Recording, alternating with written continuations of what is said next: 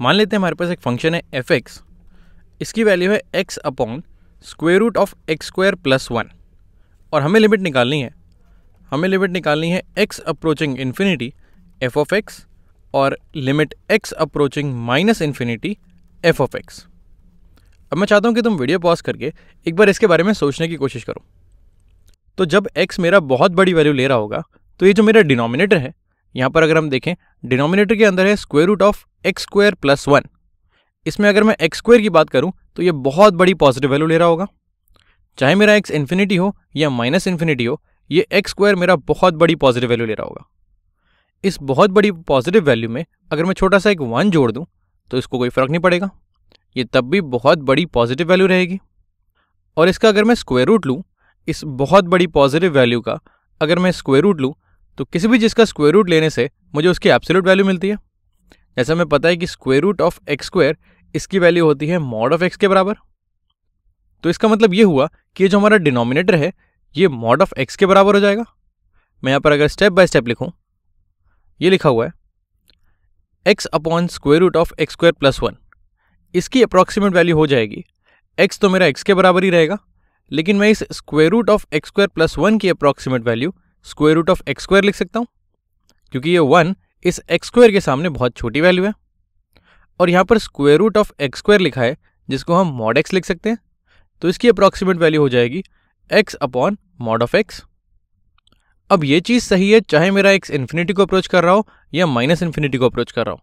मैं यहाँ पर लिख देता हूँ this is true for x approaching infinity and x approaching minus infinity. ये इन दोनों केसेस में x upon mod of x हो जाएगा। तो जब हम यहाँ तक आ चुके हैं तो अब चलो देखते हैं लिमिट एक्स अप्रोचिंग इन्फिनिटी क्या होगा। अगर मैं इस पहले केस की बात करूँ तो ये हो जाएगा लिमिट एक्स अप्रोचिंग इन्फिनिटी और एफ एक्स की जगह मैं लिख देता हूँ एक्स अपॉन मॉड एक्स, तो ये हो जाएगा एक्स अपॉन मॉड एक्स। अब जब एक्स मेरी बहुत बड़ी पॉजिटिव वैल्यू होगी तो ये जो न्यूमरेटर है ये मेरी एक बहुत बड़ी पॉजिटिव वैल्यू होगी, क्योंकि ये तो एक्स से लिखा हुआ है। और ये जो मेरा डिनोमिनेटर है ये भी उतनी ही बड़ी पॉजिटिव वैल्यू होगी।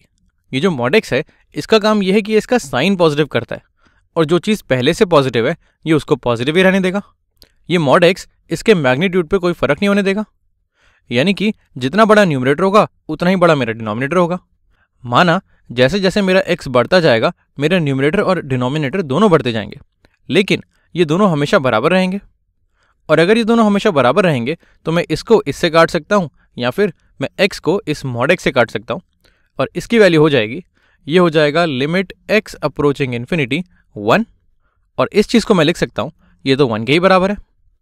तो यानी कि जब मेरा x पॉजिटिव इन्फिनिटी को अप्रोच कर रहा होगा तो मेरा फंक्शन 1 को अप्रोच कर रहा होगा। अब इसी लॉजिक से अगर हम नीचे वाला क्वेश्चन देखें तो ये है limit x approaching minus infinity. Limit x approaching minus infinity पे हमने देखा था ये यहाँ पर ये माइनस इन्फिनिटी लिखा हुआ है, x अप्रोचिंग माइनस इन्फिनिटी। इस केस में भी मेरा जो एफ एक्स है ये x अपॉन मॉड एक्स हो जाता है, यानी कि यहाँ पर भी मैं लिख सकता हूँ ये भी हो जाएगा limit x approaching minus infinity F x की जगह x अपॉन मॉड एक्स। अब यहाँ पर जब मेरा x माइनस इन्फिनिटी को अप्रोच कर रहा होगा तो यहाँ पर ये जो x है ये एक बहुत बड़ी नेगेटिव वैल्यू होगी, लेकिन इसका जो डिनोमिनेटर है ये इस केस में इस न्यूमरेटर को धोखा देगा। ये न्यूमरेटर तो मेरा नेगेटिव है लेकिन मेरा डिनोमिनेटर पॉजिटिव हो जाएगा, क्योंकि मॉड एक्स का काम ये है कि इसका साइन पॉजिटिव कर देता है। जितना बड़ा नंबर मेरा न्यूमरेटर में होगा उतना ही बड़ा नंबर मेरा डिनोमिनेटर में होगा, लेकिन इनके साइन उल्टे होंगे। और जब इनके साइन उल्टे होंगे तो यहाँ पर मैं बोल सकता हूँ माइनस को अगर मैं प्लस से काटूंगा तो मुझे एक माइनस मिलेगा, तो इसको अगर मैं इससे काटता हूँ तो मुझे एक माइनस मिलता है, यानी कि जब x को मैं मॉड x से काटूंगा तो मुझे एक -1 मिलेगा।